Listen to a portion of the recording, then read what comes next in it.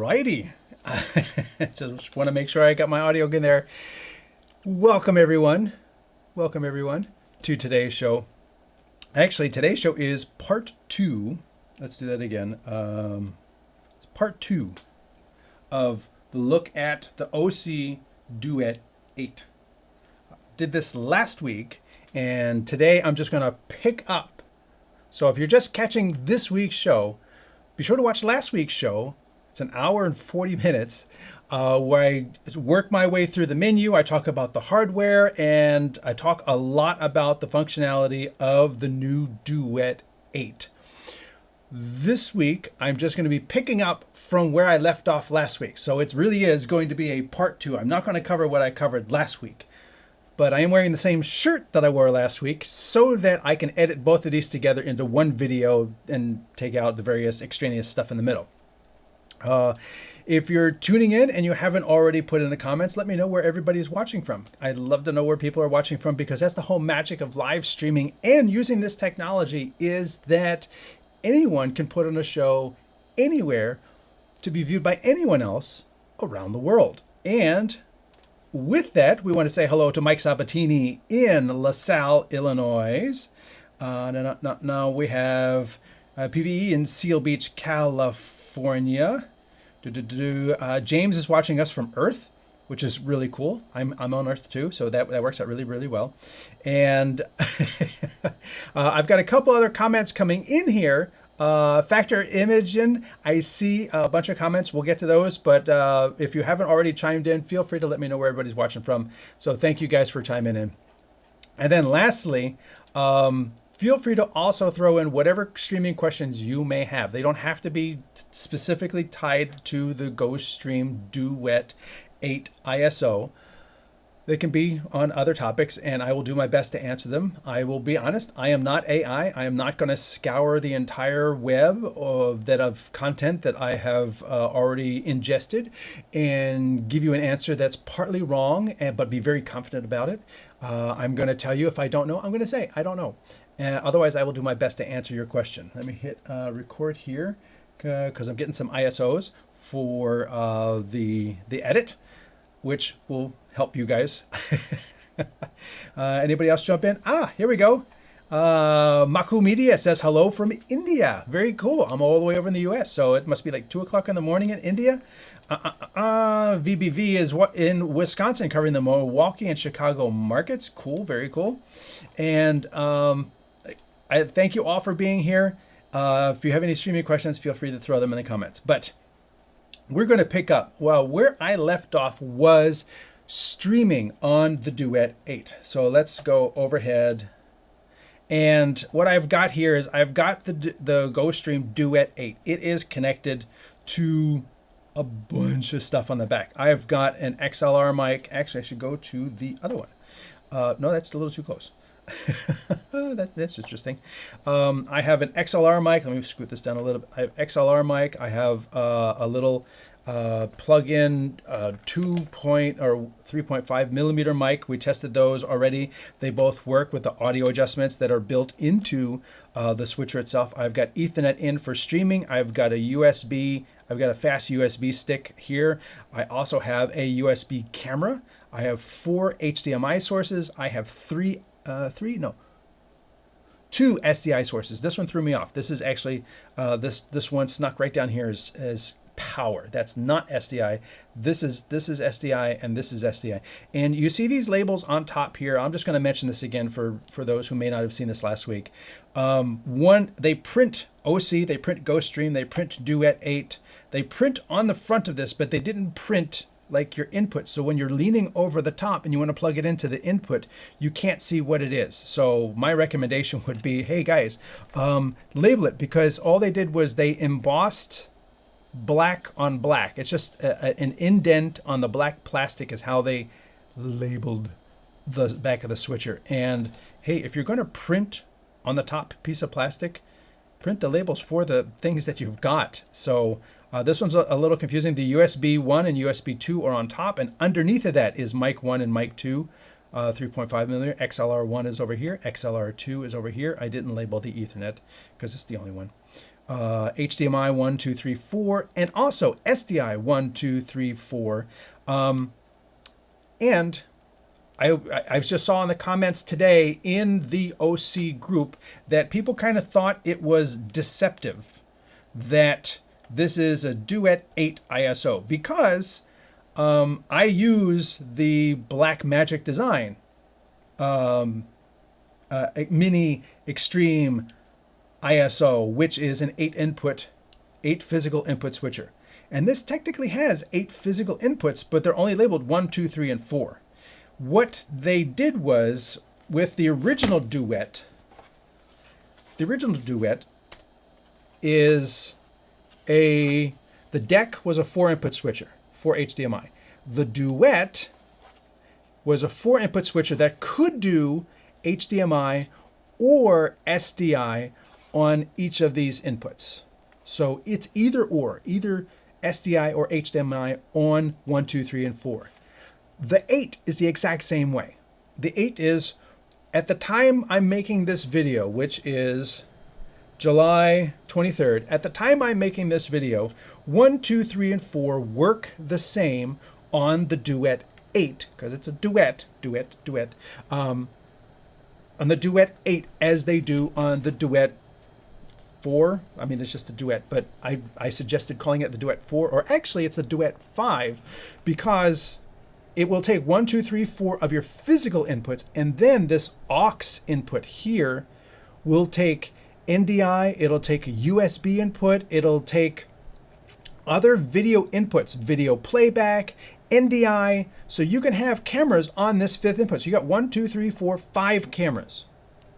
What they did with the Duet-8 was they took that 5th input and replicated it. So this is it. This is how it ships. You can take 1, 2, 3, 4 wired cameras, HDMI or SDI, just like the Duet, which this is a Duet.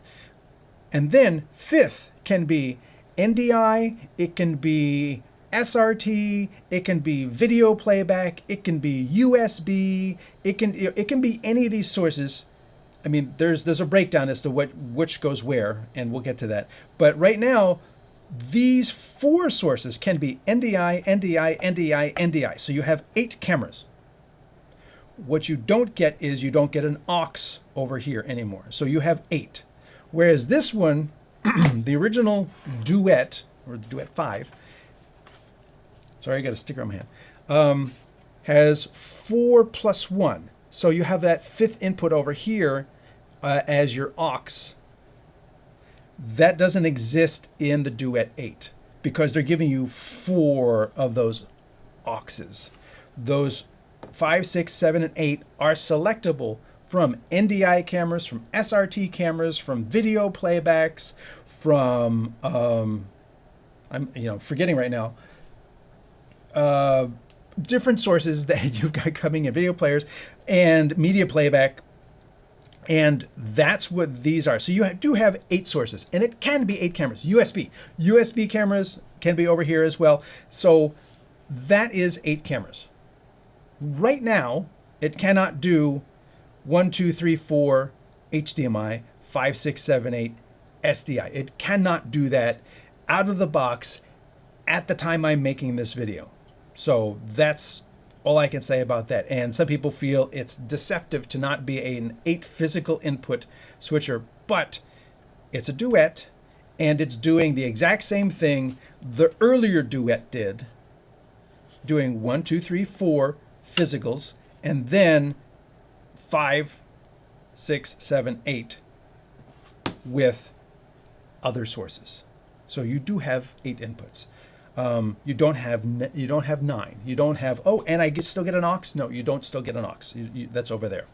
So that, I just wanted to do a recap and address something that I saw in the user groups today, and talk about how this is an 8 input switcher. That can change in the future.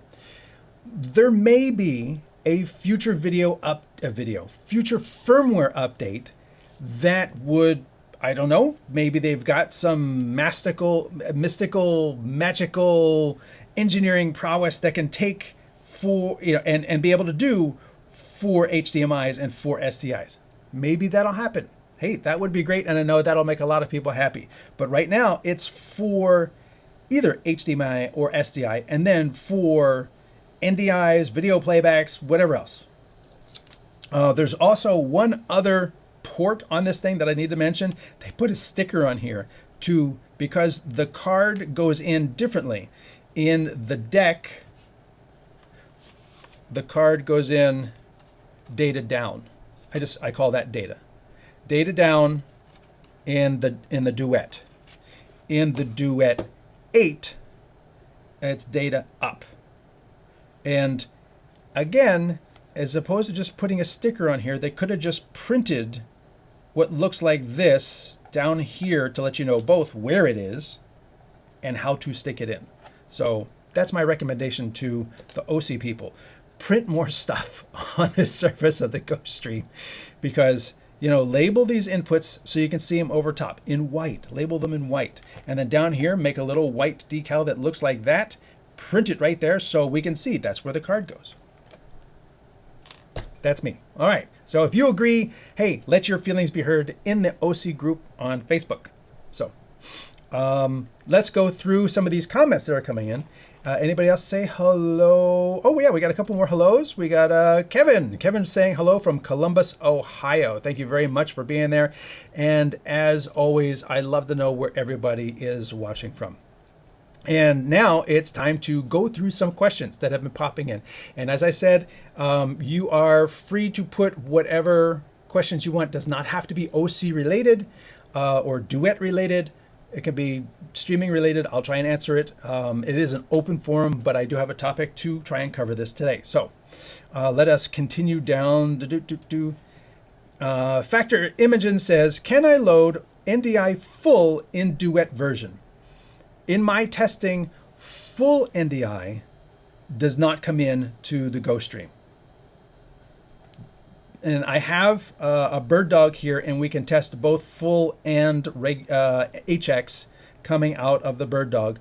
But in my testing, the full NDI is not working into the Duet-8. I actually did not test full NDI, or maybe I did. There's a video I have on this YouTube channel about the Duet, the original Duet, the Duet 4 plus 1, 5, whatever you want to call it. The original Duet, I have a video going all about that already. This is part 2 of the Duet-8. So as far as I know, in the Duet-8, I don't recall testing it in the original Duet.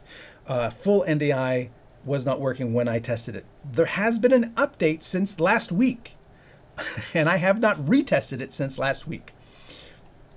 Mike Sabatini writes in, just picked up a tail too. Love it, except when changing from one preset to another, the camera head quickly jumps to the right momentarily before going to the preset location. I do see that as well, and it's not limited to the controller, because I've tried it via the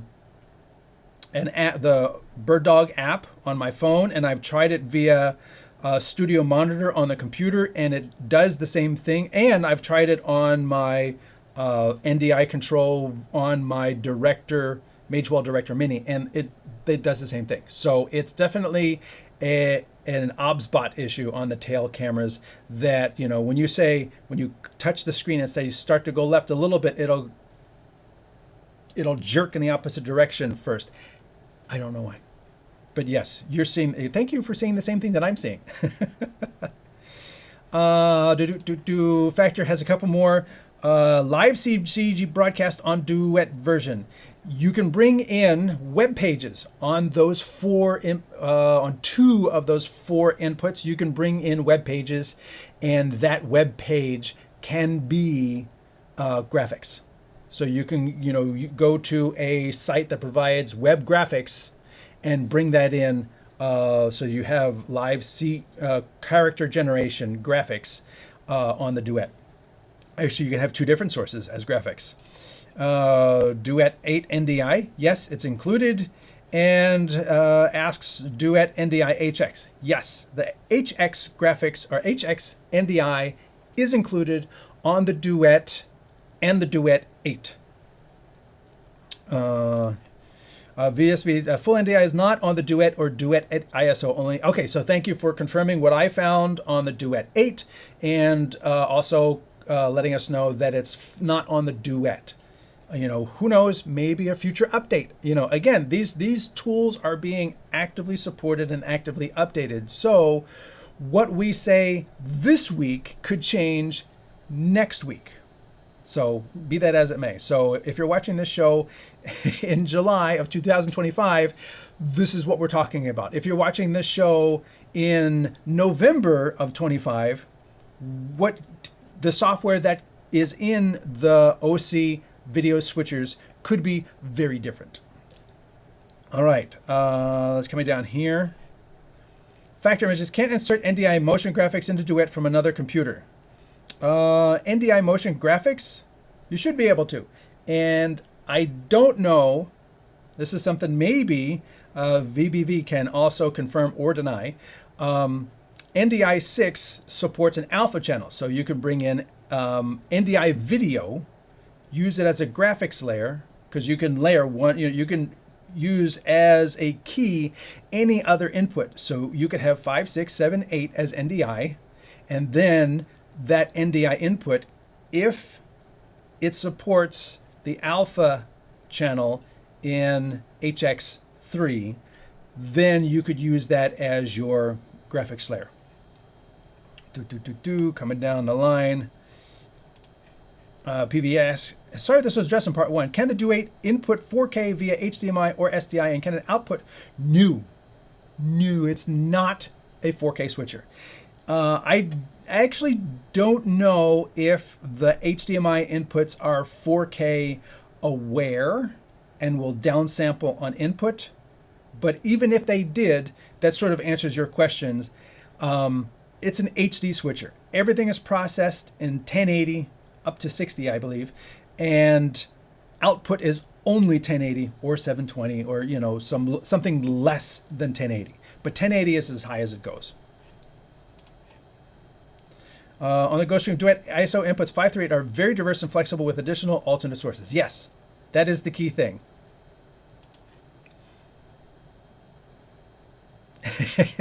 It's interesting that there tends to be controversy between inputs and sources. Yeah, and I think I can understand that a bit because people input cameras, but when you're doing a video playback, you don't necessarily think of that as an input. It's a source, but it's an input. Basically, what it ends up being is that, you know, anything you want to be able to put into the stream is going to be coming from here, which sort of begs, and you've got two media players. Let me just clarify that you've got two media players. So you can have video playback here, but then remember, if you're using something for a downstream key, it's going to have to be one of these sources. You don't have a separate downstream key. So if you want to use a graphic as a lower third banner, and I kind of talked about that last week. If you want to use a graphic as a lower third banner, or like this, some title generation, that's going to have to come in as either a media playback or one of these active sources to be able to be called up into your keyer. So you kind of lose that if you're using it here. And then if you want to use a second one, you're going to lose that. So now you're losing two of your inputs because your inputs have to be used as the keyers aren't separate. They don't source other things. They source what's already coming in and what is already inside the video mixer. So that I want to make that clear that these sources and these media players you're sort of constrained by what's already in the machine. And I kind of mentioned this a little bit last week in that I felt it was kind of a limitation saying that the media players are used for creating a picture-in-picture, like a super source. They're used for both keyers, and they're used for sources too. So you're sort of limited whether you want to use a logo as a downstream key. It has to be in the media player. If you want to use a still as a background in your multi-view, it has to be in the media player. If you want to use other graphics, you know, for active titling, it's going to be in the media player. So you understand, like, you only have 2 media players and they're being pulled in multiple different directions. And I feel that's a limitation. I would really love to see if they could let the downstream keyers pull graphics into the keyer directly. And we may get to that when we get to sources. And I would love to see when I'm making a super source and I get to that background element, I would love to be able to pull a still into the background element. Or you can either be top layer or bottom layer. I would love to have that graphics layer in my multi-source be pulled directly from the media and not have to take up one of the media players to be able to do it. The way I got around that was you're able to create 2 colors. So you can use a color as a backdrop, but you can't have a branded backdrop image. So that's one of the limitations I see. But yes, inputs, sources, it's kind of fluid inside of this device. Have you installed the latest firmware version 1.04? And what he's talking about is this. Just released between last week's show and this week's show is another version of the firmware, which gives you the companion control module, now available for download from the Osee website. Some functions are still in development. Again, this actively being developed and features being put in. Audio FX toggle button. So added the audio FX button to enable, disable all the audio effects on a selected channel. Now we talked about the audio last week. So this, I'm not going to recap everything, but there's a compressor, there's a limiter, there's a 3-band EQ, there's a high pass filter. There's a lot of really useful audio effects on every single video channel, as well as your microphone inputs. So you can have a desktop mic like I have hooked up, like I have hooked up right here. Let's go back to the PC. Like I have hooked up right here and it's going into the audio mixer, but I want to use a limiter on here so that it doesn't distort, when it comes in. And then after the limiting, there's a post limit gain. It's just, they're very well done. I have to commend Osee on putting that level of capability on all these channels. And with this update, they have taken the effects button over here. So I can have in one, and if I have effects, I can turn the effects. I don't have the update installed. Haven't got around to that. You can turn the effects on and off for each channel. So if in one is on, I still can't do it. But you would be able to say, oh, this is what it sounds like with the limiter and the compressor. Well, what does it sound like with it off? Pop. Now it's off. Okay, yeah, that sounds horrible. Let's put it back on. Pop. So that would be really, really cool. That's a great feature. So kudos to them for doing that. ISO recording with WAV audio files. So now the ISO recording gives you the audio. You don't have to rip it off after the fact. That's cool. And also WAV audio files are not being compressed. So the video files, as if you're recording an MPEG, usually include AAC audio, which is very light compression and for most things isn't going to matter. But if you just want absolutely lossless video, not absolutely, but very lossless video, the WAV files are going to be great for each input and program output. Next up, H.265 encoding for recording. It doesn't say, it says recordings, but it doesn't specifically say for all the ISOs and the program, or just the program, or can I have one recorder in one and the other? So we're going to need clarification on what exactly that means. Is there one setting that applies to every recording? I think that's the case, but I would love for that to be spelled out here, for these details to be a little bit more verbose. Menu updates. Moved recording and streaming quality settings from the output page to the recording and streaming pages, which is something I complained about last week.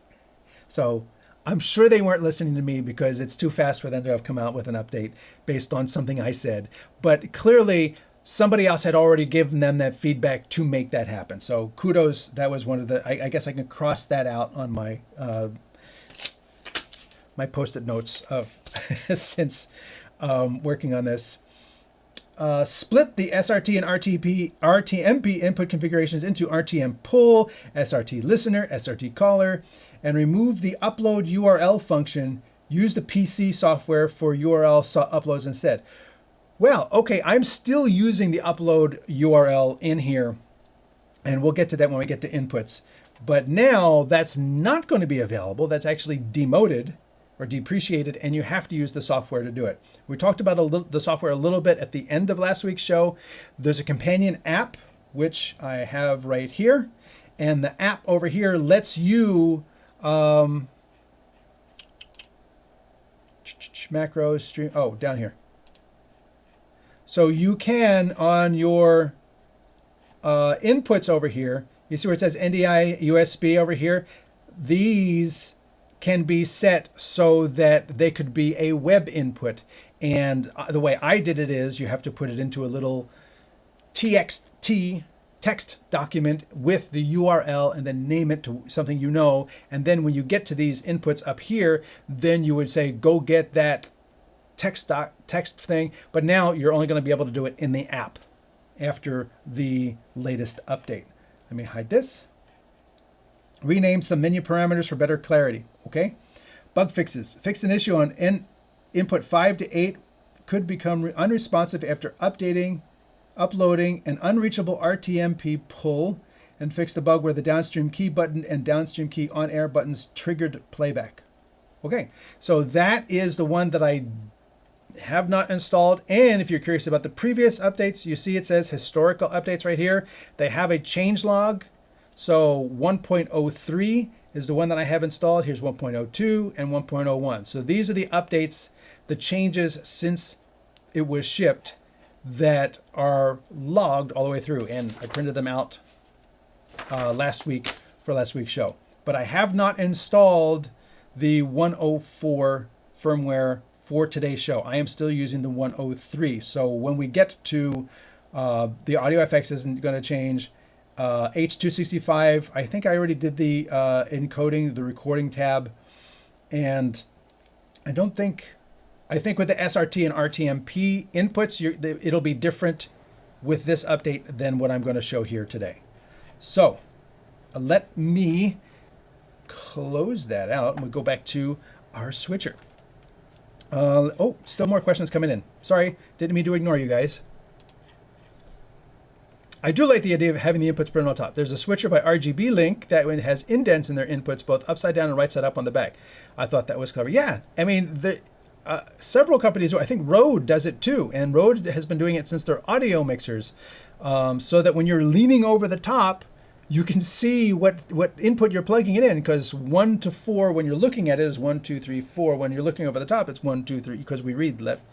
Here we read left to right. Other areas they read right to left or whatever. So it would be nice just to have it spelled out with labels. And since you're going to print on the top anyway in white, print out the labels in white. That's just me. Paul Schilling asks, what's better for live presentations, YOLO, Extreme, or this? It depends on what you want to do, because this has more audio capabilities, far more audio capabilities, limiter, compressor, EQ, shelf, all of that, plus wave audio file recording, plus, and it's going to record all 8 inputs in H265 with the latest update. The Extreme is probably not going to do that. The Extreme is a 4K switcher. This is not. Okay.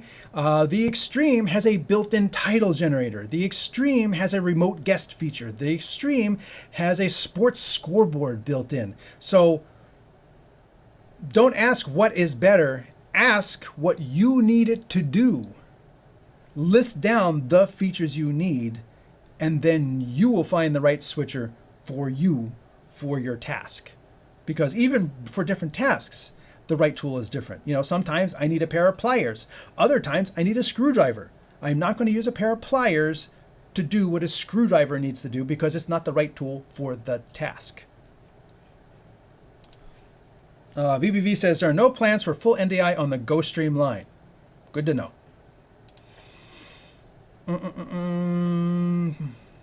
Especially with lots of video clips. Okay, that tells you if you have lots of video clips as sources, you can bring in a lot of video clips into your source pane on the YOLO box. You can have 10 video clips lined up. okay? And you can play from 1, 2, 3, 7, 2, 3, 5, 9. You just play whatever you want. You can't do that with this. You would have to have a separate video player, like a laptop or something like that, because you can load a video clip and you can create a playlist, I believe, but you can't just randomly just tap a clip and have it start playing. It doesn't work that way. Mike 17, how do you change the stinger graphic for instant replays on the Director 1? You go into the instant replay module and then you load the stinger graphic into the instant player into the replay module. It's in replays. I'm not going to get too deep into that because that takes this way off course. I've not had any experience using NDI for anything other than video content from cameras. I either use an HDMI input from a PC browser or for my graphics use. Right, but the problem is that HDMI does not do alpha channel. So your graphics need to be either Luma key or Chroma key if you're coming in via HDMI. Whereas if you can use NDI, and if you're using NDI, and if HX3 supports the alpha channel, and if the Osee also supports the alpha channel for HX3, then, then, you can use, you can take input 6 as your NDI channel and key it on downstream key number 1, and it'll have an alpha channel blend if the 3 ifs are all positive. Then you could just bring that in there and it'll just flutter into place with transparency. That's what the alpha channel gives you. VBB says the keyers can use the media players. I use browser MP1, which frees up my 1 through 8. It would be nice, an option to pull from the media pool directly, making exactly. This is what I want. I want the downstream keyers and I want the super source background to pull from the media from the card directly. And I have issues with how it pulls from the card as well, because one of the key things, and this is a pet peeve of mine, is that you have to load a graphic into the media browser and then assign it to a number on the media browser. And then the media browser, you then say, okay, media player 1 is playing still number 4. And then you have to go into the downstream key and say, go get the output of media player 1, which is still number 4, which was then, it's just this 4-step process to get an image into your keyer. Whereas I would just love to be able to go into the keyer and say, go get that image from the SD card. And the SD card is set up with a video files folder, and if the video files, MP4s, are not in that folder, the Duet, the Osee, will not see the file.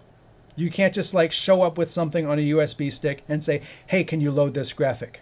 Like, you know, somebody asked a question about the YOLO box. Somebody can walk up with a graphic on a USB stick or a video on a USB stick, or I want to play this video as an intro. I could just stick it in there and start playing it.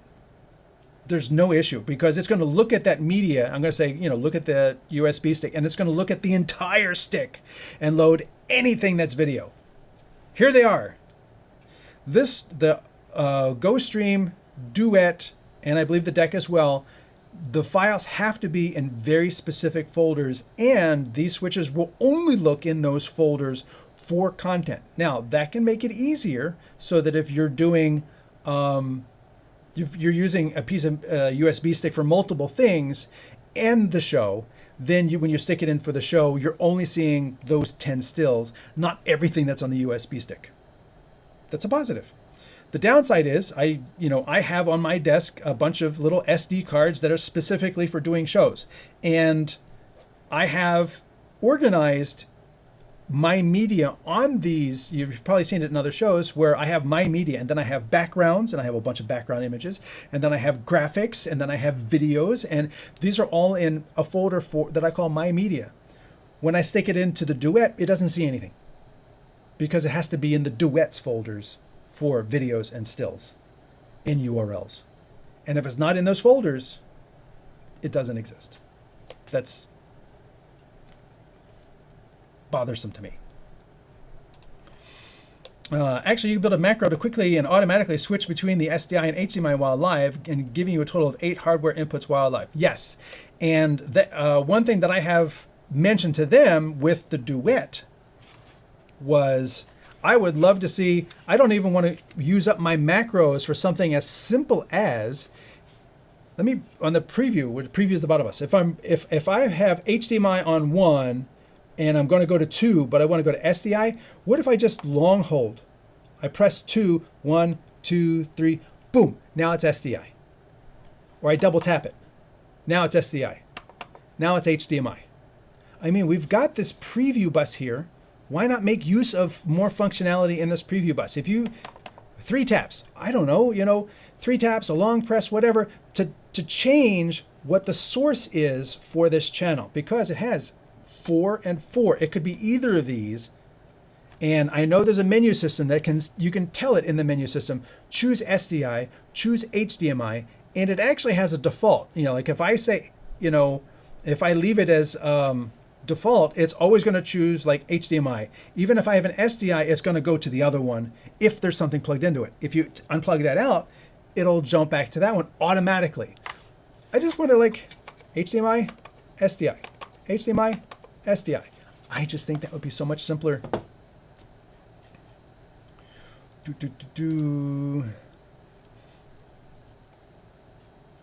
The downside is being able to see what the content is on those sources before taking them. It's almost like directing blind.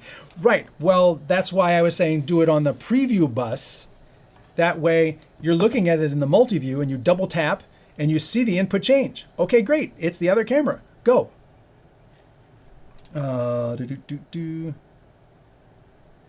Continue on. We have a discussion going on YouTube. Had quite a number of loops to fix the monitor cost more than the ATEM did. Yes, it did.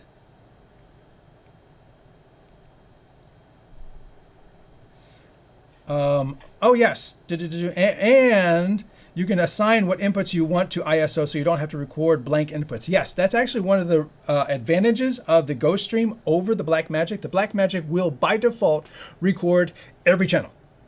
Even if you're not using it, even if there's nothing plugged into it, it'll record a very small, heavily compressed black video file for input 7 that has nothing plugged into it. But it's still going to record 7. Now, sometimes I have things plugged into inputs that I don't really use. I really don't need to record the overhead camera. With the GoStream, I can say only record the multi-view, only record my main camera, and only record what I switch and show on the PC. Those are the only ISOs I want. That's really cool. I like that.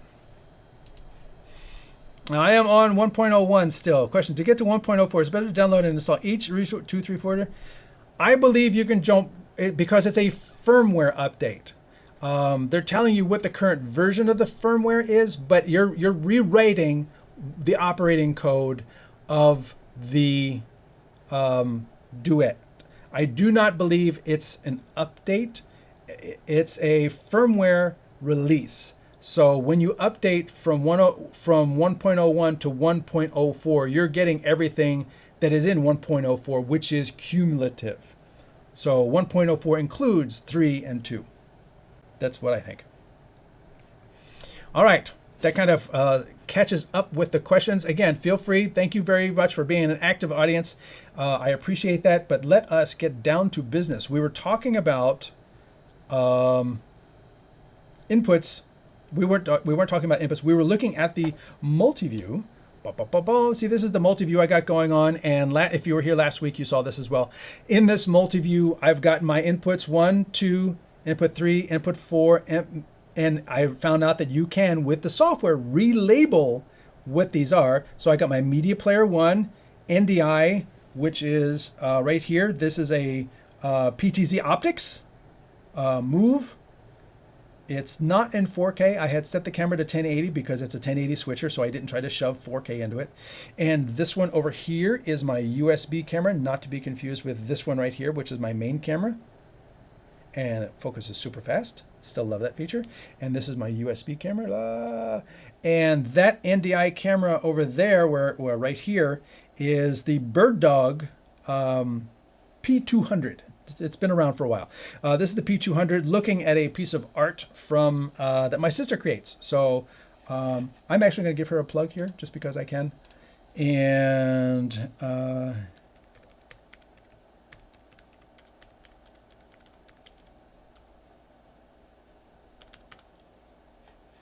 nah, it's been a while since I've been there. Is that it? There we go. All right, so I'm going to give her a plug. And I apologize, but here it is.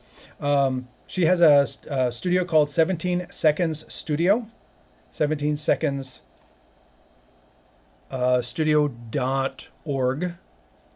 And she makes this original art up in Alaska, both on wood, multi-paned. The Rainbow Connection is the one that I have on my wall.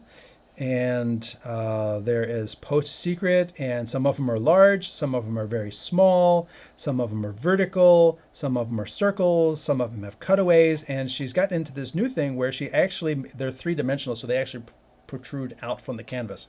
So a lot of those things there. So that is what I have on my wall right there, is one of the artworks that she made. Actually made this one for me, and it took her 4 versions to find one that she liked. So kudos to my sister. And that is what the NDI camera is, and it's live. It's not a still. So if I wave my hand in front of it, you can see that it is live. And these are my inputs active right now. Input 3 and input 4 seem to have frozen, so I'm going to unplug that player. They're going to go dark, and I'm going to plug it back in, and it should just pop right back into playing. And over there, you can also see my preview, my media player 1, and my multi-source, or my super source right there. And then lastly, the audio mixer. And when that eventually does boot up, media player. Yeah, I know it's a media player. There we go. So now they're playing. And they're in the multi-source. So I can come over to my super source here. I can fade that in, and there it is playing. So there you can see I used the red background, or the red color background, as my background. You can't put borders on it, you know, and you're sort of limited in your layers that you can have in that multi-source to 2 sources plus the background. No, I think 4 sources. On the Duet-8, you have 4 sources plus the background. I'm only using the 2 multi-view right here. So this is my multi-view that this is my multi-view for the inputs that I have in the switcher right now. And I'm going to call up the menu. We were walking through the menu, and I have a, I believe it's this one. No, not that one. This one. Yeah. We were going through the media player, the macros. I talked about the scenes. That's where we ended up. We ended up with the scenes, and you're able to load different scenes. And I pointed out that in the app available last week, scenes was not in the app yet. So I'm looking forward to seeing scenes appear in the app. Right now, you can save a scene, which saves like all my setups. The fact that my multi-view is using these 2 inputs plus this background, and what my media player is, and my video, all of that is saved as a scene. So I can save that. And then this makes it easier to go from one show to another show because I can save these as different scenes. Coming down to stream, I have stream 1, stream 2, and stream 3, and load setting.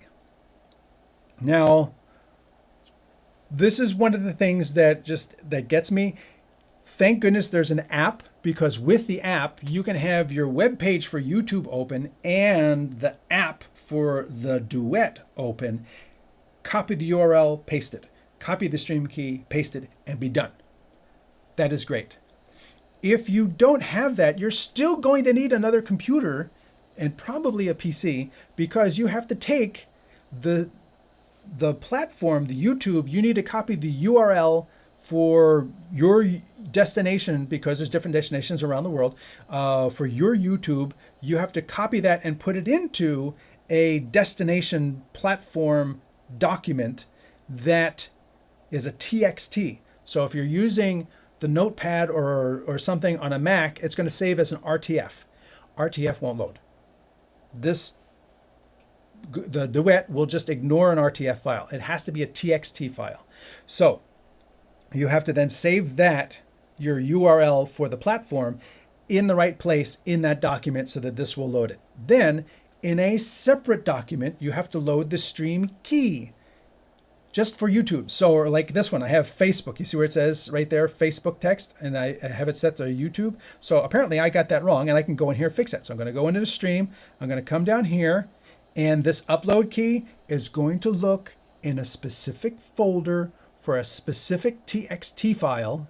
So when I click on that, what I want, there it is, StreamTek YouTube web. Oh, that's the YouTube website. No, I don't want the websites. Twitch, YouTube. Okay, so I want the YouTube TXT. That is the name of the text document that I put the stream key in for my YouTube. And I click on that. And then you can see right there, YT, YouTube. Okay, so now it would work. And that is just very laborious, and why I really say, thank goodness that there's an app and PC. Oh, side by side. There we go. There's an app, and then you can go to the stream page and you can load your stream destinations, your stream information. Auto switching. Create stream XML file, show streaming dialog, start streaming. So having the ability here, and you can see these are my stream destinations down the bottom right here. Those are my destinations, and there's an indicator so that when I do decide to go streaming, and you know what, let's go to the multi-view. I've got them talking. I've got program audio. Okay, I actually don't want my microphone on, so I'm going to turn mic. Let's go to overhead. So I've got my mic one. I'm going to turn my mic off and make sure that one is off too. But I do want the audio coming in. Which inputs are those? 3 and 4. So I'm going to go to input 3. I'm going to turn that audio on. And then that way, go back to my multi-view. I should have the audio from their program that is going when I'm not talking. So that is working. And now what I can do is I can hit the stream button, and those 3 inputs that I have set up should connect, and I believe they go red. Right now they're yellow. They're blinking yellow. They're all blinking yellow. They're probably going to blink yellow at me because I tested it, and now all the stream keys are all used up. We'll see what happens. I do have Ethernet plugged in here, so that is what we're hoping works. And yeah, it's just going to keep blinking at me. 2 blinked differently. And this is why setting up streams is so difficult, is because first it's RTMP. Each of these is a direct RTMP. And then if you don't have your destination set up for a permanent reusable stream key, then once you use it for one show, then it's used up. And I thought I had set up the Facebook one to be resilient, to be able to be used again, because I knew I would have to like maybe turn it off and turn it on again, but none of them are connecting. Let's look at the PC, and the PC is also indicating the same thing. These are just blinking. Here's live Facebook, and the last one is trying to go to Twitch, and none of those are connecting right now. So do I have this? My audio mixer. This is my still graphics, and these are my multi-views.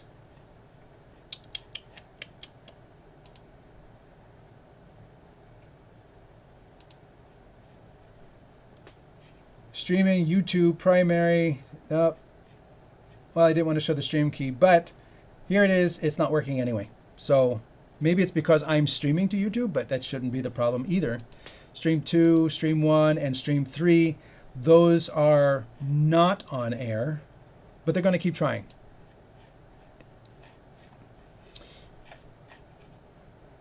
While that is attempting to stream, I'm also going to come over here and I'm going to hit the record.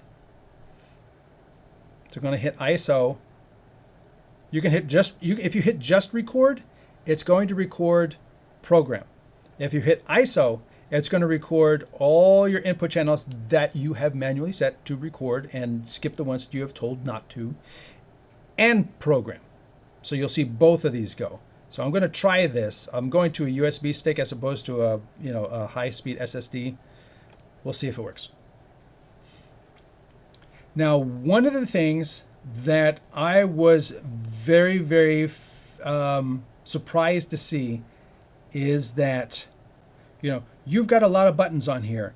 I've got my output source here, so on my output I can change what my output here is. I'm going to be adjusting my audio inputs, maybe adjusting levels, going to a macro, tapping on downstream keys. You're going to be busy on the surface of this thing. And if you accidentally hit that live button once, you're off the air. And I felt that was not how it should work. Usually on most devices, if you're streaming on vMix or something like that and you say stop stream, it's going to say, are you sure? If you're sure, you got to click this other thing again. Like maybe click it and then you have to click it again within a certain length of time. Or press and hold it 1, 2, 3, then it will stop. That would be great. Now these are blinking at me probably because my record speed's too slow. That's okay. But then if I accidentally come over here and hit the stop button, is it just going to blink at me? Or probably already stopped. ISO record, others. Yep. I wanted to see, I can set that in the menu. So see if I can hold stop and get it to stop blinking. Nope. Let's go back into the menu, multi-view, and here. So let us exit out of the stream and come down to recording. Right, the file name it's going to create, they're all going to be the same, but it'll delineate them out. And then right here, see, I have 5 and 6 off, or 5, 6, 7, and 8 are already off. So it's only trying to do 4 channels. And this is where you can go through and set each of your channels on and off, which is a great feature that you do not have on the Blackmagic switchers. See if I can just press and hold the ISO button.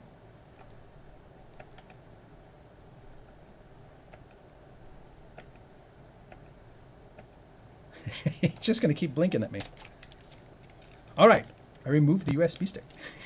Now it's done. All right, now I'm going to stick it back in. So you know what I'm going to do just to make it easy? I am going to turn each of these off so that I only have one ISO. And I have program. And program should be going, as we saw on the, over here, side by side, the ISO records are going to my SanDisk, the 32 that I have plugged in via USB, and others, which I assume is program is going to the SD card, and you can see, you can pick which one I want to go here, and this one, it's only allowing the ISO record to go to the SanDisk. So it's not going to send your ISO records to your SD card. Also, I'm very certain that the SD card slot in the Duets, both of them, are SDXC1 and not 2, which would give you a lot faster speeds. And there's even a new standard coming out too.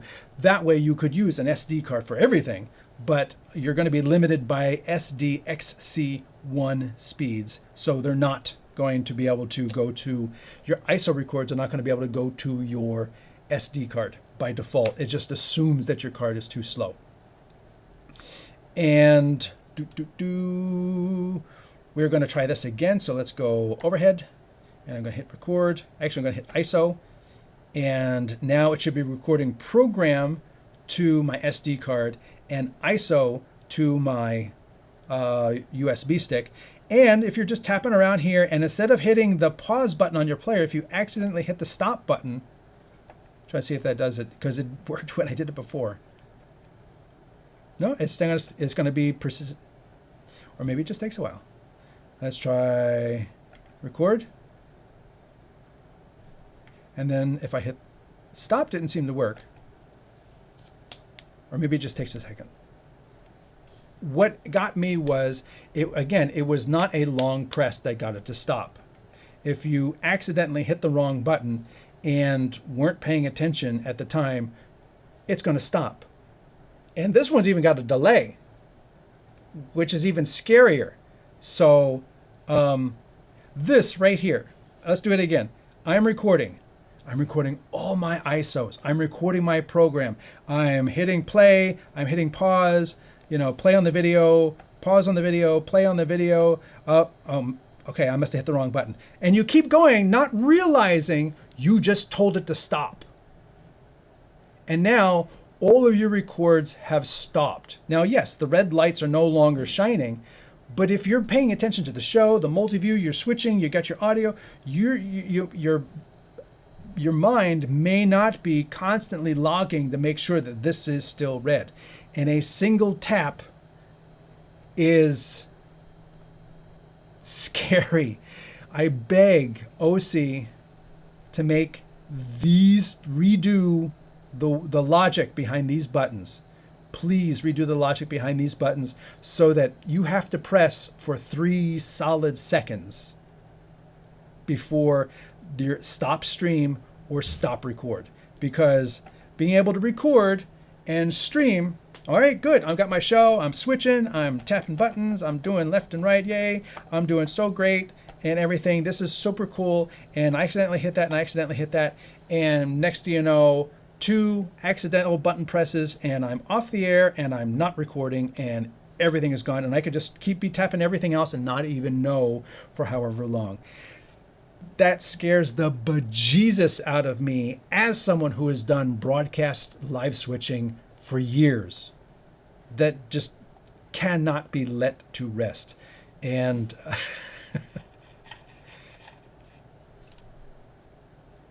thank you, James. Thank you. I appreciate that. Hey, and you're all free to send in whatever you want. I don't ask for it, but you're all welcome to. I appreciate that. And already been answered on YouTube. Does the Duet have the ability to send the program out as NDI? No. NDI HX input only. So, not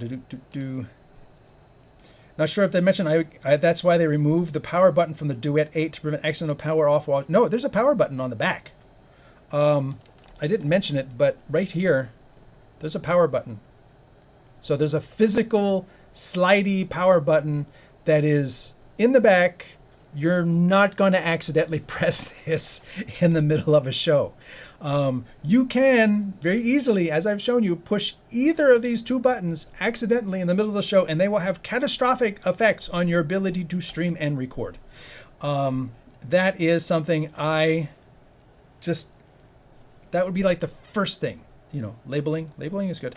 But that would be one of the first things that I would have them adjust with the next software update, is make these buttons very resistant to accidental pressure. Even if it's got to be like tap, tap, tap to stop and tap, tap, tap to stop. And then print on top, print on top, 3 second off, 3 second off, or something like that. So you know what the code is. And down here, if they do decide to make these, hot swappable between SDI and HDMI, so that you could sit there and say double tap to switch or something like that. So if I'm on, I've got HDMI and SDI here in input 1. If I go to input 1 and I want to go to 2, but I'm on the wrong thing, I can hit 2, and then the color of this would change, and then cut to 2, and then tap, tap, the color changes, cut, tap, tap, I switch back to HDMI, cut, tap, tap, cut, That I think would make it so much more flexible and be kind of intuitive. And on the multi-view, you would see when these things switch, because if we look at the multi-view, I actually have these things coming in from the cameras. If I, I'm trying to figure out which one's easier. So this is the Duet. This is the PTZ optics. It's coming in via SDI. But there's still an HDMI plugged in. It's defaulted over to SDI as priority. And if I unplug it, now I've got my HDMI input. And if I plug something in, like the camera again, it goes back to camera. And that's a pretty easy way to switch, but I'm not going to run around and I'm not going to be yanking cables out of the back. Having something as fast and as easy as that to just, tap, tap, now it's the other input. Tap, tap, now it's the other, just double tap to switch, double tap to switch, would be super great. And it would also be really, really useful in terms of the inputs. Let's go over here again. They're going to do a test of the siren, so if you hear that, ignore it.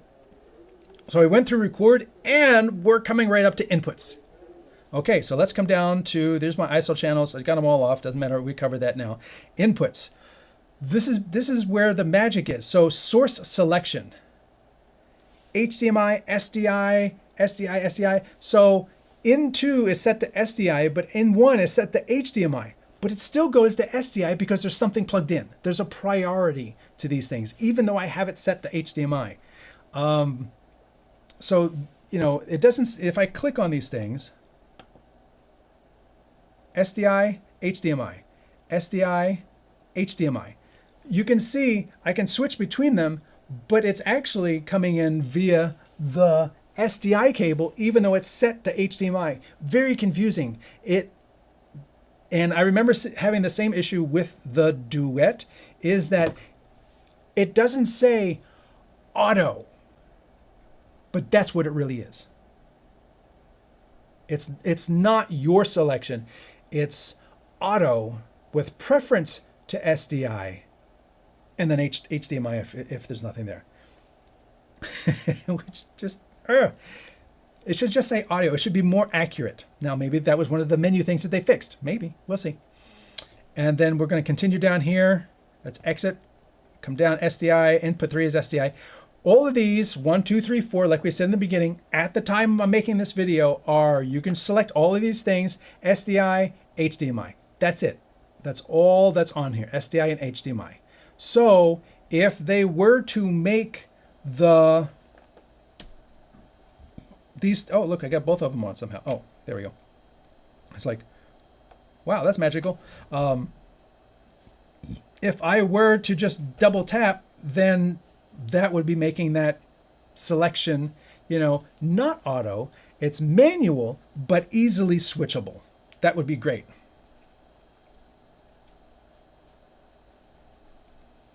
The hard part on the printing is getting to all the existing units. Maybe they can offer a sticker pack or something for order. I'd be happy with that. Or, it's probably a plastic panel with some screws. Send out a new top panel.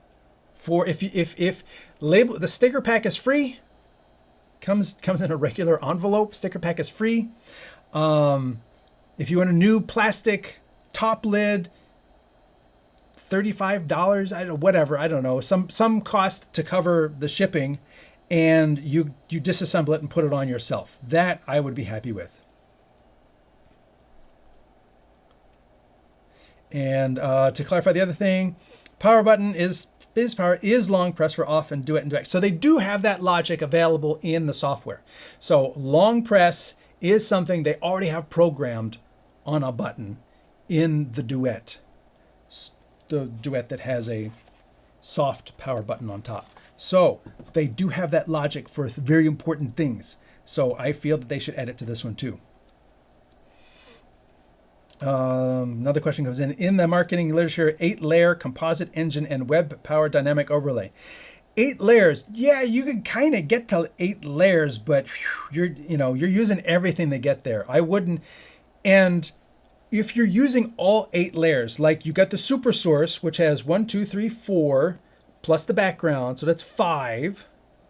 And then you've got 3 keys, 6, 7, 8. So yes, you can do that. But in order to do that, you're going to need to use a color as the background for your super source, because you're going to need both the media players to be used for the downstream keyers. And, I don't know where you get the 8th layer from. I honestly don't know where the 8th layer comes from. Oh, the key. You could do a picture-in-picture with the key. There you go. Now you got a little circle bug. You got 4 boxes across. And then you've got the circle bug, and then you got two keys and coming from your 2 media players, and that's going to be using 1, 2, 3, 4 plus the background plus your key. So you're going to have 3 inputs left on this switcher, plus that massive multi-layer thing. And it's not going to be one button to push to get to that. You're going to hit the super source and then also add the key, the downstream key, and the downstream key too. You can put them all on in preview and then dissolve to it. Yes, you can do it through preview, but it's going to be complex. Web-powered dynamic overlay. You could use a web engine for some of your graphics. That's why.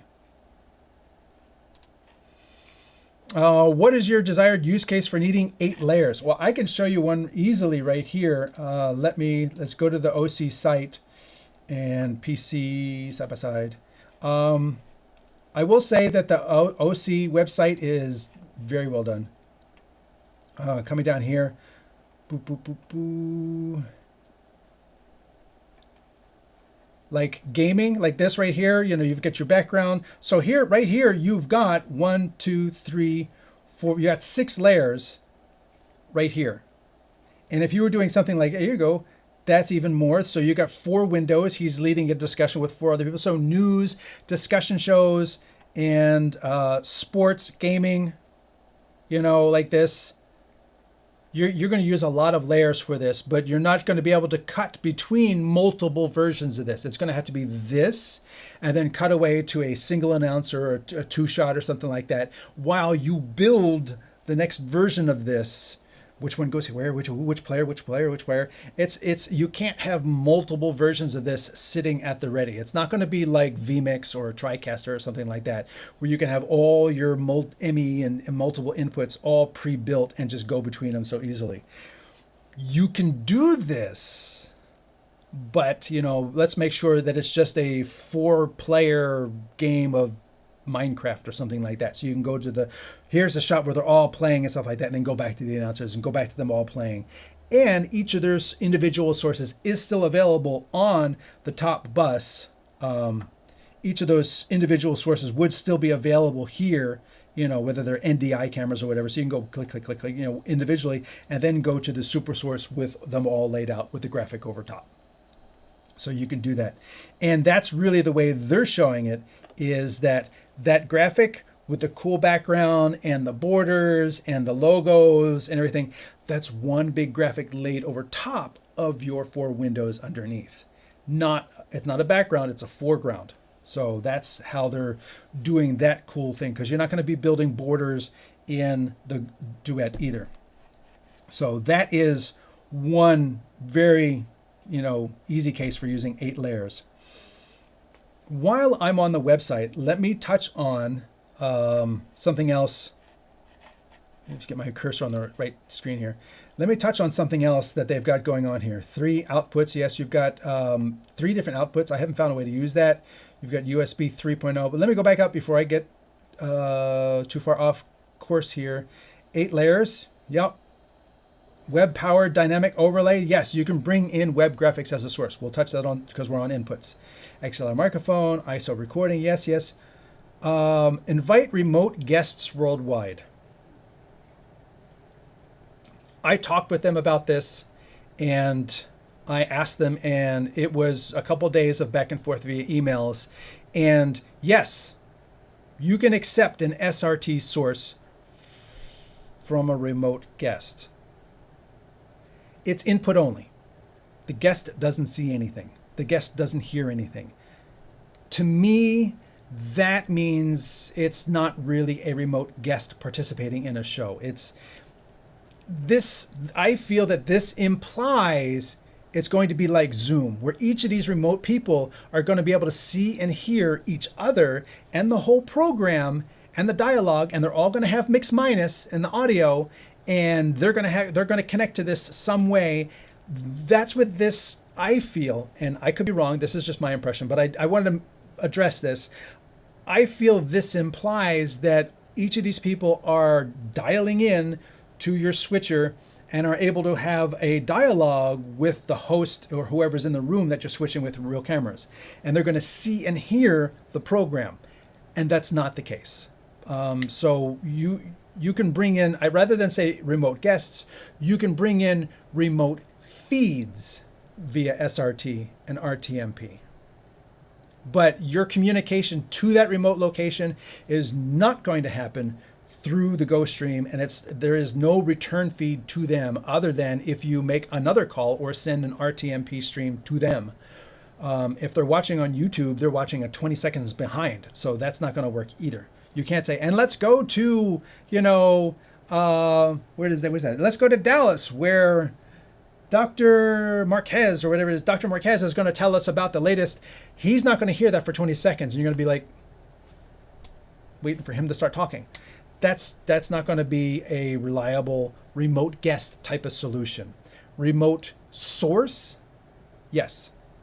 Remote guests, I feel this is perhaps not as accurate as it could be in terms of the usability of this particular remote guest feature, especially because other tools like vMix and the TriCaster and things like that have the ability to hook in Zoom, or if people are using StreamYard or Restream to bring in remote guests, that has a very specific connotation. When I bring in a remote guest into Zoom, it's a dialogue. We're both in the room together, and if we push that to YouTube, our real-time dialogue where he can see and hear me, I can see and hear him, that remote guest has a very specific, it brings to mind something very specific that I don't think is possible with the GoStream the way it is. And then, so let's continue down here. We got the ISO recording. They actually show the SD card the wrong way, but web-powered overlay we covered, 8 layers we kind of covered, a couple examples of their layouts. Coming down here, 3 outputs. So you've got an SDI output and 2 HDMI outputs. I'm using both of the HDMI outputs. I'm not using an SDI output because my sub-switcher is the ATEM with HDMI. So I'm only using the HDMI output so that I can show you the multi-view and I can show you program. This is the program from this, so I can like switch this. I can go to my super source, or I can cut the super source on the media player 1, media player 2. Media player 2 is a website. See that? I'm bringing in a web source. 8, 7. Wow, my webcam got really blue. Again, happened last week too. Look at that. If I hold a white piece of paper up, it goes, oh, okay. I don't know why. 7, 6, 5. That's a video playing back from the internal media player. 4, 3, 2, 1. And that is all. That's the program out, and this is the multi-view. So that's what's going on with the in source selection. So you can see those are my sources, and input 5 is the player 1. How far can I go? I can go to there. There it is. Player 1. Input 6 is NDI. Input 7 is NDI. And remember, we were talking about NDI before. I have a P200 here that has been updated. And my P200, which one is it? It's the one pointing at the camera. So let me go to side by side. It's the one 7. I should call it 7 NDI so that I don't have to count. 7. So if we go over here to input 7, and it's set to NDI, and let's scroll down to number 7.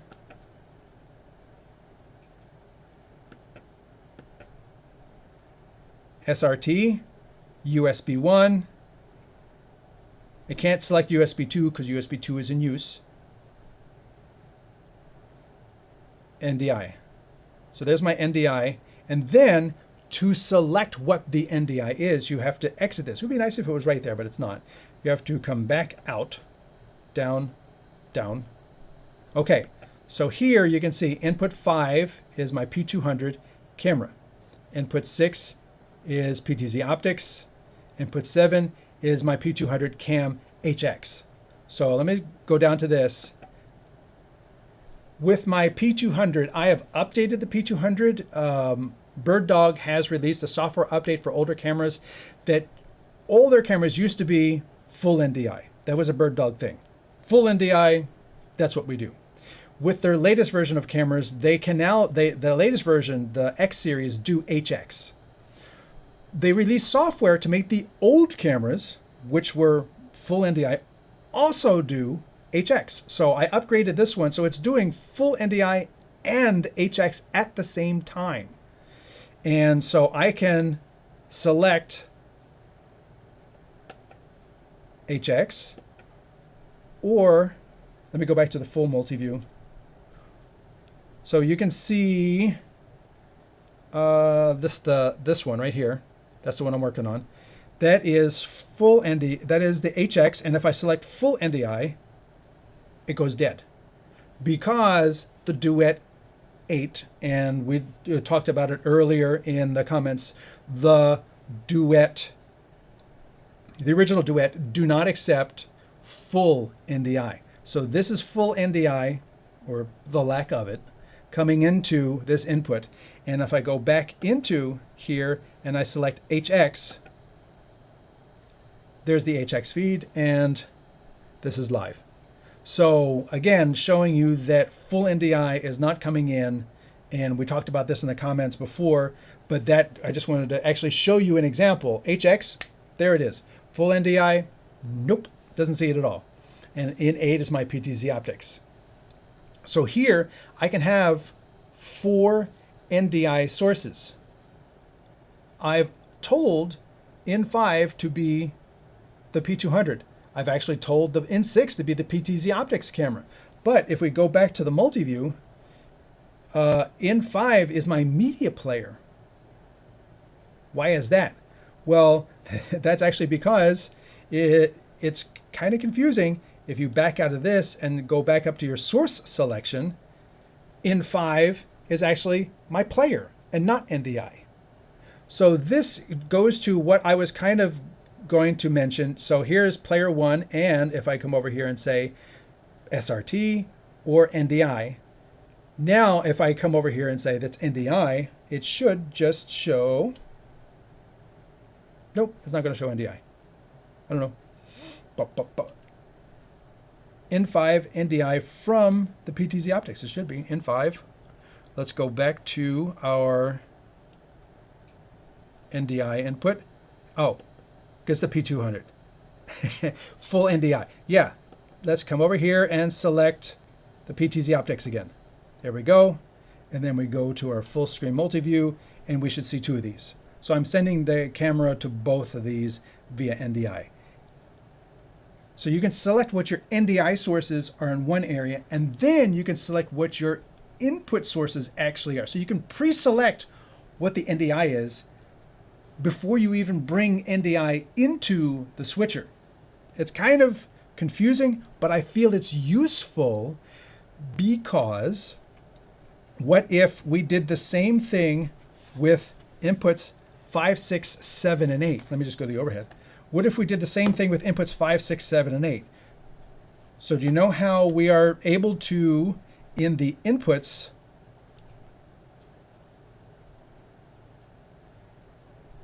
whoop, missed it. In the inputs, I'm able to select between HDMI and SDI. And what if we made it so that I could double tap this row and switch my input? What if we extended that all the way down the line? Double tap just goes through the list. what if? So I hope I'm making sense here. What if we could, multi-view here, you're down on input 5. I've got my NDI preset. I know what it is going to be. And then I double tap. Now it's my SRT input. And I double tap again. Now it's player 1. See what I'm saying? So you know you can have 3 inputs, 3 potential sources lined up on number 5. And you just double tap your way through, looking at your multi-view screen. Okay, I got it. Take it. The same thing can happen with input 6. Go down. NDI, SRT, player 2. Right? And then you come back here, input 7, NDI, whoops, past one, SRT, or USB 1 camera.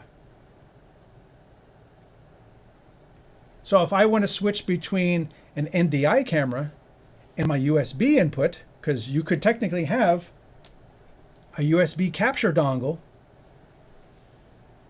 or you could use like another SDI capture dongle. So you got 2 more SDI to USB converters. You got 2 more SDI cameras. They're down here on 7 and 8, and you can toggle between NDI and SDI, NDI and SDI by, again, double tapping this bottom row. That's where I think this feature would really kind of explode the usability of this thing. Yes, you can still just tap and cut and tap and cut. But if you could double tap and switch inputs that fast, now all of a sudden you're making use of, 1, 2, 3, 4, 5, 6, 7, 8, 9, 10, 11, 12, 13, 14, 15, 16, 17, 18, 19, 20. Quick access to 20 different things. Now, I'm not saying you're really going to have 20 things lined up. I don't think everybody's going to have 20 different inputs all feeding this thing, waiting to be selected between. But that would make this quite an amazing piece of machinery to be able to just so easily cycle between what potential inputs are lined up on each of these buttons. That, I think, would be very, very cool. Can it be used with Companion so it's only one button? With Companion, right now, you can use Companion to affect a macro. And there are pages and pages of macros. So you can put your 10 most used macros right here. And then with Companion, you can have Companion set up so that you could have your input switches here. Toggle, toggle, toggle, toggle, toggle, whatever. Yes, you can do that right now with Companion. Yes. But one thing it's going to do is, you don't want to do that on the active, the one that's active, because it will switch it while it's active. It doesn't care. Tyrone Paul says, I do love a double tap. Double tap, triple tap, long press, doesn't matter to me. Ready, 2, 3, switch. 1, 2, 3, switch. Although I think that would take longer. I think, making it a firm double tap or a triple tap would make it so that it's hard to do it by accident, but it's easy to do it fast if you want it to happen. Whereas having the press and hold for 2 seconds means it always has to take 2 seconds. And if you're cycling between a bunch of different things over here, it's 2 seconds, and it's 2 seconds, and it's 2 seconds. You're spending a lot of time waiting as opposed to tap tap. That's under a second, and I was able to switch. So I think tapping is the way to go with that idea. And again, this is just my idea. This is not something they have ever said is going to happen. This is not something that I have behind the scenes information on. I don't. I'm just saying I think this would be really cool. And I mentioned it back when I did the review of this, and it hasn't happened. So hopefully somebody might hear it and have them say, good idea. And maybe, but I'm not going to hold my breath. And then also change the long press activity of these things, because I really don't want to have to be recording a show and then be tapping different buttons, executing different things, and accidentally hit the stop button, and then without even paying attention, because now I'm looking over here, it stops recording.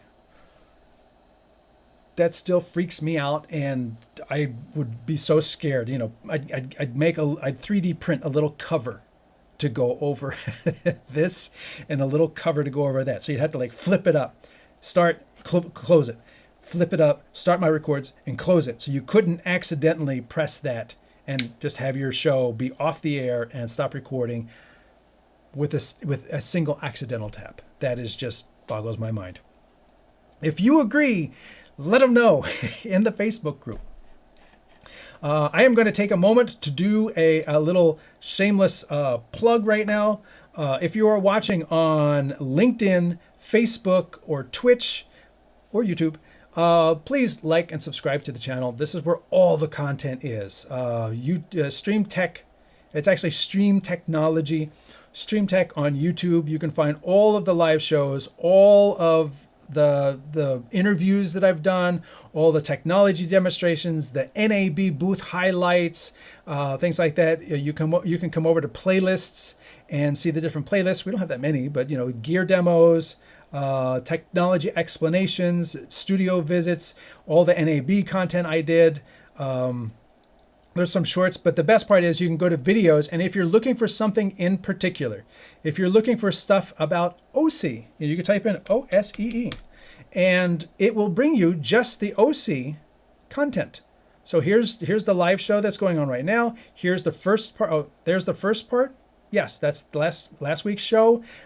Here is using the multi-view sub switch. So that's a cool trick with these things, that you can take an output, feed it back into an input. Like you can take one of the HDMI outputs, feed it into an input, and then use input 8 as your preview out and use that as the sub box. So like I'm using a whole separate switcher to switch what's in this box. You could actually do the whole thing in the Duet directly. Plus, with the ability of the Duet-8, it has an out source. Let's just look at this for a second. It has an out source. You could actually have your sub switch here, and you don't even have to ruin or use up your preview bus. You could still use your preview bus for previewing and use this. Oh, you know what I want in that other box over there? I want this. Now I want that. Now I want this. Now I want that. And send the output for out 2 back into input 8 and use that in your super source. Super cool.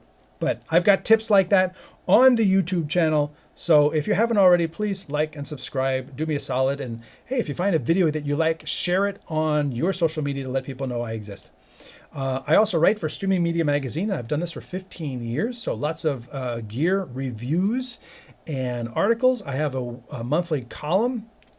Here you can see the review of the BirdDog X1, Blackmagic Design Studio Camera, Magewell Director Mini 3.0 updates, lots of things, and then also a guide to all-in-one production tablet streaming devices. So things that are going to do all the camera switching, titling, graphics, recording, streaming, all in one. I did a whole look at the market for all-in-one devices. So if you're looking at that, go to streamingmedia.com. If you need to reach out to me, go to StreamTek.us, StreamTek.us. There's a contact us. So I also do consulting. If you're looking for, have a long dialogue about what you're looking to do, what's the best solution for you, do it that way. I will actually be doing a show for BirdDog in 2 hours. We'll be talking about their new keyboard, which is their camera control. KBD is a new camera control keyboard. We'll be doing a live show. I work with them on that. I created a group for putting B4 or engineering lenses on micro four thirds cameras. It's called B4 on M4 III. And that's actually my camera in the photo. And then also, if you're interested in doing live streaming on the cheap, AirMix is a free app on iOS. It's been orphaned for about 5 years. So if you have old iOS hardware that still uses the Lightning port, that's what this app was made for. And you can use this and bring in multiple cameras, live switch, audio mixing, recording, streaming, lens correction, chroma key, all of that. Multi-views, scenes, all for free. And then continuing down the list, I think I did that. And then we talked about companion, and that is the website. So, and then the other two tabs are basically just the PTZ optics camera I have set up and the bird dog camera. So those are the control panels for those two cameras that I have set up. So thanks for hanging out during the during the ad. All right, continuing along, back with our Duet-8. Now, again, the functionality of the Duet-8 ISO is fantastic. The ability to do the ISO records and turn off the channels you don't want to record is fantastic. The flexibility of each of these inputs being able to like toggle between multiple things is fantastic. It would be made more usable if we could just do that double tap. But even the way it is, being able, it gives you just that flexibility. I want to bring in a web input. I want to bring in an SRT. I want to bring in an NDI, 4 NDIs. No additional license required. That's pretty cool. Whereas if you buy a YOLO Box Ultra, you're going to have to pay extra to activate NDI. If you bought a YOLO Box Pro, you're going to have to pay extra to activate NDI. If you purchased an, what do you call it? The name is escaping me at the moment. OBSBot. If you purchased an OBSBot Tail Air and you wanted to use it via NDI, you got to pay an extra to activate the license. There's 4 connections here that are included with the purchase of the Duet-8, and the Duet-8 price is a steal in my mind. So, you know, I appreciate you guys being here. It's clear. James Williamson, you know, sent me a super sticker. Thank you, James, very much. I appreciate that. James appreciates me being here, and we're going to continue on. So where were we? Oh, right. We were in the menu. So the source selection allows you to go through those things. If they can enable a double tap, that would just be the bee's knees. Let's come back out of here. SRT, again, S5 URL, upload the URL, N6 URL, upload the URL. So I think this is what they said. The SRT is no longer going to be uploaded here. You're going to need to use the app with the latest update. So that was one of the things that we were talking about previously, is that I think this was it. Yes. With the latest update of the firmware, it says right here, 104, split the SRT input configurations in the callers and use the PC software for URL uploads instead. And that's going to be a big change if you're used to doing it through the device itself. So there's not much you can do. This update 104 makes that change to how the switcher deals with that. So you're not going to be doing it over here in the menu system anymore. Inputs, NDI, and color space. One of the things that does not get a lot of attention is this color space thing. You can change the color space of these things. Now, you're not going to, what it doesn't do is it doesn't sit here at RGB full, RGB limited, Y4. It's not giving you the ability to apply your own LUT.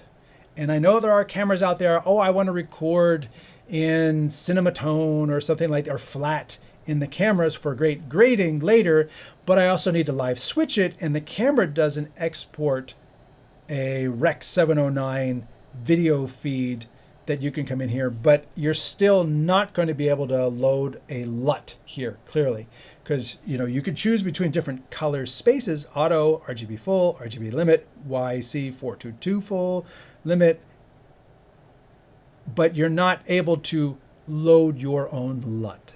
So some people were hoping that would be the case, but as you can see, it's not. Let's go to our outputs.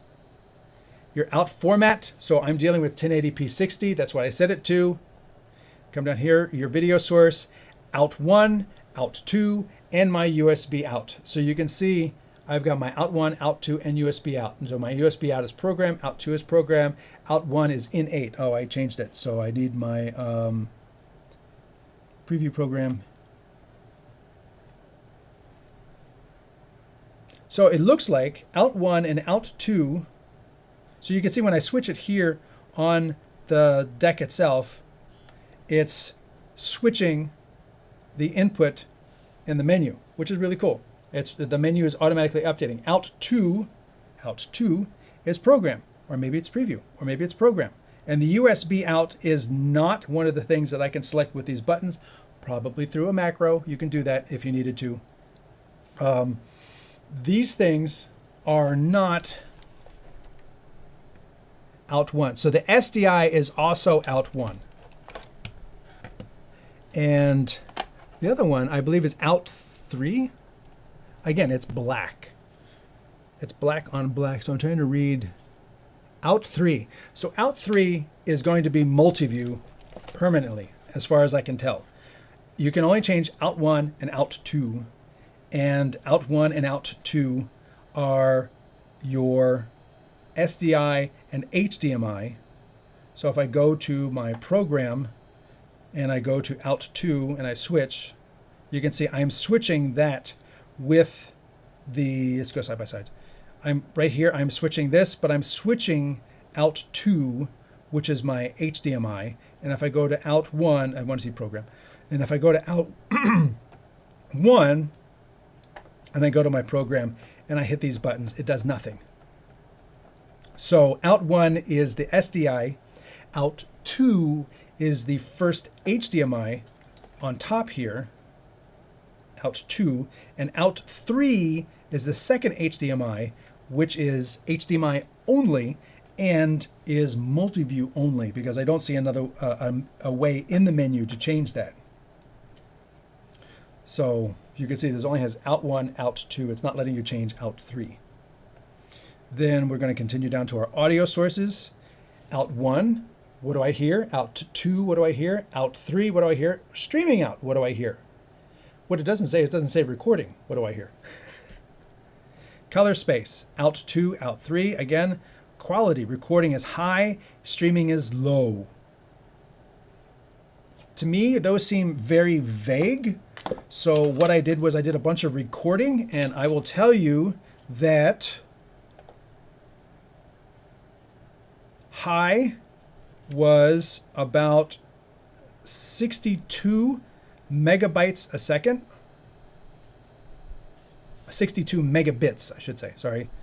I did 155 megabytes for 20 seconds, and it ended up being 62 megabits per second at high, 36 megabits per second at good, that's the next one down, 22 megabits per second at medium, and 12 megabits per second at low.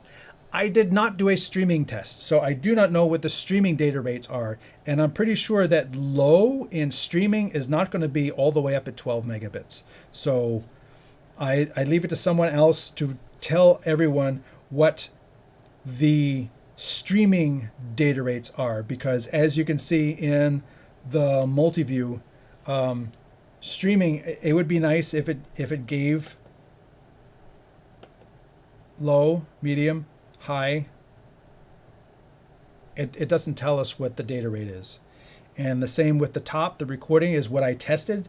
You've got high, good, medium, and low. And those data rates are, as I explained, 62 megabits, 36 megabits, 22 megabits, and 12 megabits per second as I tested them with my content. Again, these are probably variable bit rates, so they will vary from these numbers depending upon if you've got somebody like me in front of a blank screen, or you're doing an outside sports event with lots, crowd and the background's all changing and everything. The data rate could be higher. Given this exact same 1080p 60, the data rate can be significantly bigger if the image is a lot harder to compress and there's a lot more detail in it. So that is what was going on there. So let's go back to our multi-view. That's the quality. take that back up to high. And your settings. This is the last menu here. That's the version. You will definitely see that I've got 1.03 on here.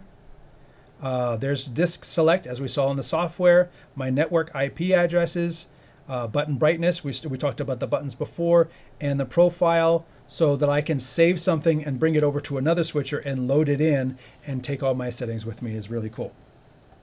So that walks us through the menu. Thank you all for still being here. A couple of other things that I noted while I was going through. The chroma key has a sample when you do a chroma key, because I was doing chroma key. For me, it's a little fickle. One of the things I did notice though is there's 2 USB ports, and just like the media players, I find that these 2 USB ports right here, USB 1 and USB 2. I'm using a camera on USB 2. I'm using a media on USB 1. So they're used up. That's it. If I needed to bring in a USB connection to the internet, I would not be able to do that via USB. I would have to get a hotspot router that had Ethernet out to bring it in via Ethernet. I could not hotspot my phone. There's no Wi-Fi in this device, so it has to come in via USB tethering. But if I also want to record and I'm doing a USB camera, you can't do that. The USB ports can bring in USB audio, they can bring in USB video, they can be programmed out. Like if I needed to do what I'm doing and then hand USB over to Zoom or some other thing, I'm using these USB ports. It's the external storage, it's your internet connection. There's a lot going on, and I feel that there's not enough USB ports. Because they're so handy. It's just like the media players. They're being used for so many different functions that there's going to be times when, like if I needed to bring in a USB camera and record ISOs and also output to another laptop to go into a corporate Zoom call or something like that, I need to go out via USB. Then you're going to need one of these to take your program out via HDMI and convert it back into USB to go into that laptop, because your USBs are all used up here. You only got 2 media players that are used in 3 different places. You only have 2 USB jacks that are used in 4 different places. So it is very, it's a pinch point, I feel, that the USB ports, there's not enough of them to handle all the different ways they can be used. Another thing, a stop stream should be a long press. That's one of the things, one of my notes. The scene did not record the inputs settings. So if I changed the settings on the inputs and I save a scene, it seems like it didn't save that. I'd have to double check that. The browser does not auto update the media player set to URL. Here's a good one to show you. So what I've got here is, side by side, I've got, where did that media player go? I'm going to use, I'm going to use number 7. So let's go to inputs, source selection, come down to 7.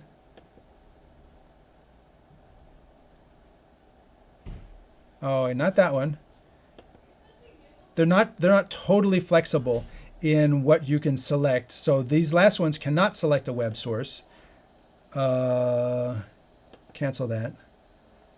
Let me come back up here. Let's use a media player, this one. NDI, RTMP, player 1. That's what it is. Let's come back up here. Here.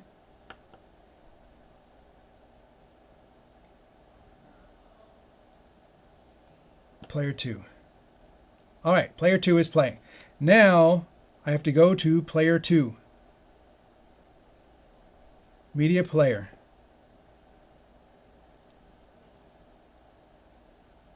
Media player 2 extension is the browser.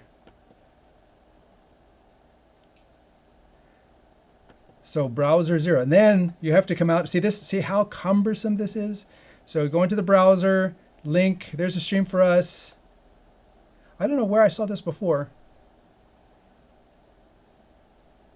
So there's the browser. That should be my website. So go back to the menu, and that is Media Player 2 selection. So then my input 6 should not be a video. It should be the media player. So let's come back down to my input. You know, this would be a lot easier if you could just keep tapping the button and cycle through the inputs. Input 6. Yes, input 6.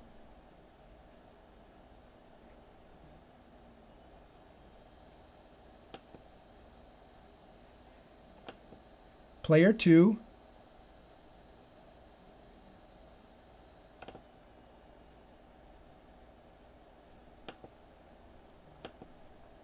Player 2 is not being the web source. It just refuses to be the web source.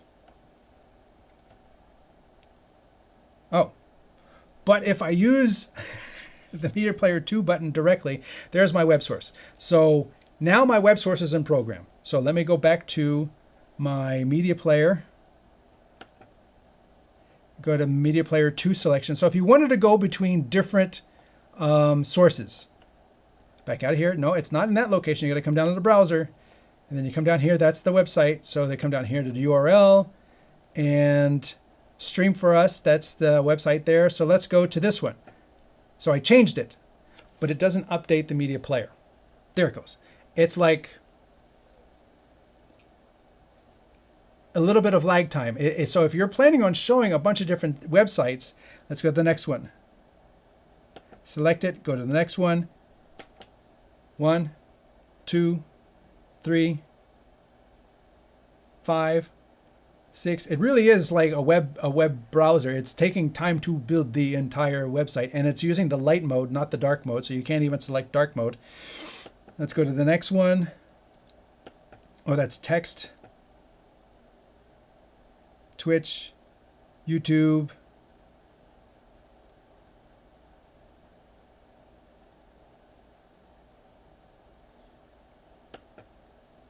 And go back to the Facebook there, or the Stream for Us page. So it takes a while for, it does update the browser. So I'm incorrect. It does update the browser. It just takes a little bit to get there. It doesn't have these things at the ready. So when you load it, it's got to go fetch the site, build the site, put it up there. Or in the case of YouTube, start putting it up there and various things will appear as if you're browsing it live anyway.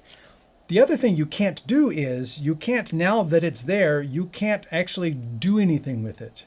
You can't click on anything. You can't use your cursor and move around. Like, you know, if I were to use my website here, I can say, so as you can see right here, and I can scroll down and do different things. You can't do anything with the website using the media browser in the Duet itself. So it's really not meant for browsing websites. It is really useful for bringing in content that is 16 by 9, 1080p, like graphics. And there are a bunch of websites out there that will build you graphics and then give you a URL where it's going to send you the graphics that you can bring in. So that way you have a titler. It's not directly built into your switcher, but it is brought in as a source and available as a source through the buttons that you can use. Now, I've heard someone else mention, and I can't speak to this, I've heard someone else, because I can't hit play on that content, that the motion of the web browser is not full motion. It may be down to like 5 frames per second. So I would not recommend it for animated or full motion graphics to be brought in via the web browser. I don't think that's going to be working in this. Use it for static graphics, and I think that's going to be very important for those who are using web sources to bring in remote graphics. Let's see. Got a comment come in. VBV says, currently browsers only Media Player 1 option. I'm hoping that changes to add Media Player 2 as well. Yes, that would be handy so that you could bounce between 2 different web pages, considering how cumbersome it is to do that. You know, maybe they could, you know, we could use macros and use companion to like toggle to the next thing. He also notes, I have built my run kit having a PoE network switch, gigabit router, micro PC. I always try to use RTMP for streaming rather than USB. USB is too flexible. If they add 4 more, it may not be. USB is too flexible. USB is very capable, and it's usable in so many different ways. It's like the media players in this switcher, that it can be used in so many different ways, that it is being used in so many different ways, and there's not enough media players to go around and make everything as usable as it can be. And one of the problems with the media players as it is that the media player that is handling my graphics, let's go to, was it Media Player 1? It takes my lower third graphic. It doesn't understand anything that's not 16 by 9. So it takes my little lower third banner, which is this one down here, which the Magewell director understands just fine as a graphic that's not 16 by 9.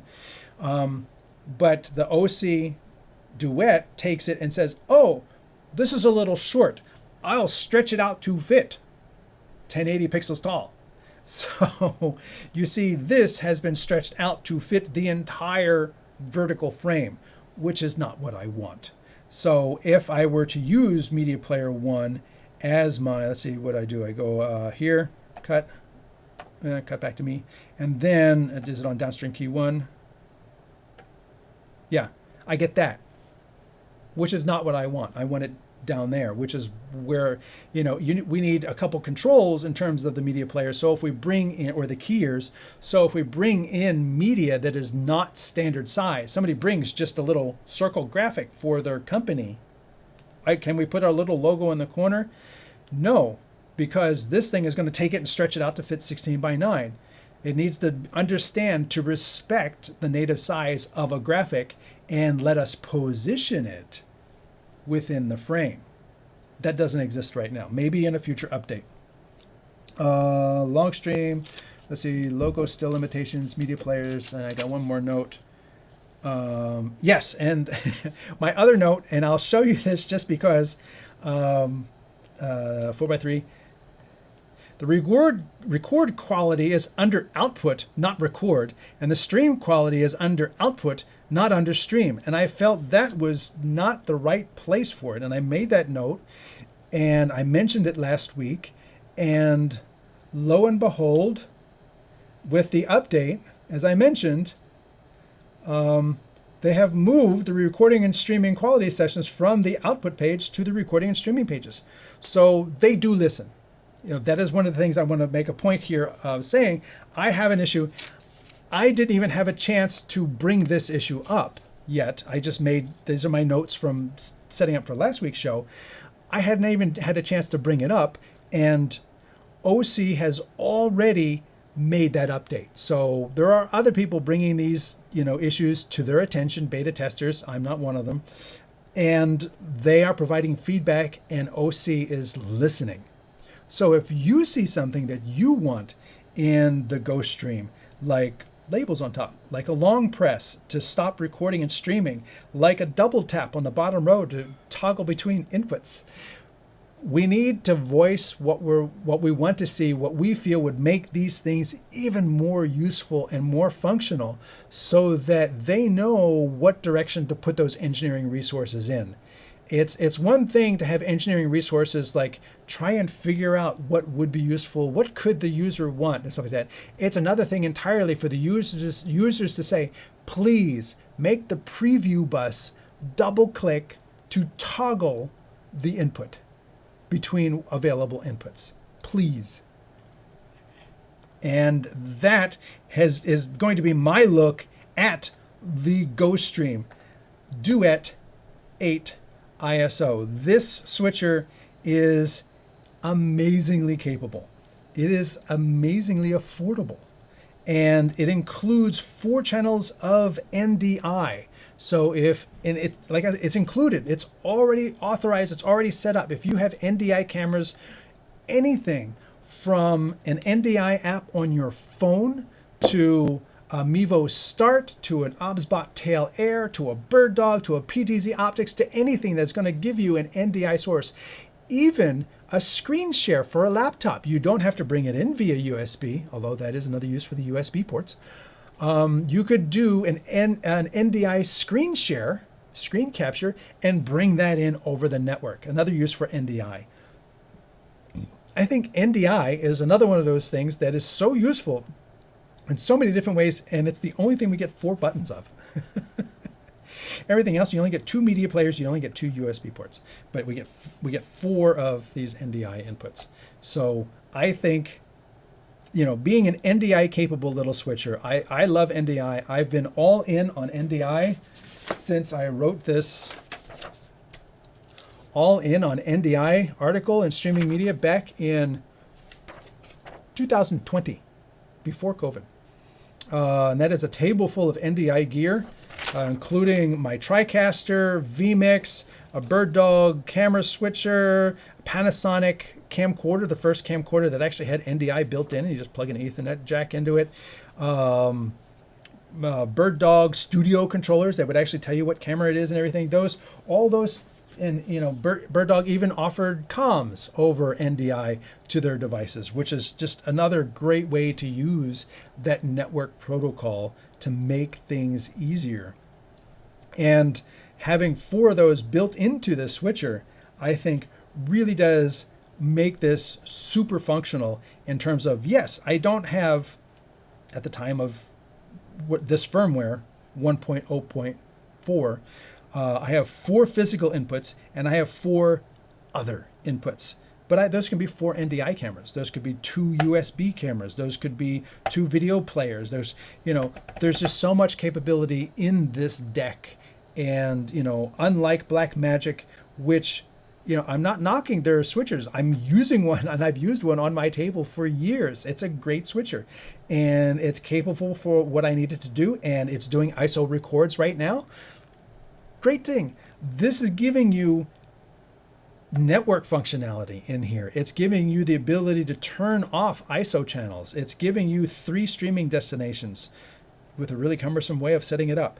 It's giving you multiple video outputs, so you can do that sub switch right here. You know, your audio adjustments per channel, you know, audio effects, being able to adjust those. And again, you got to use the software to do it.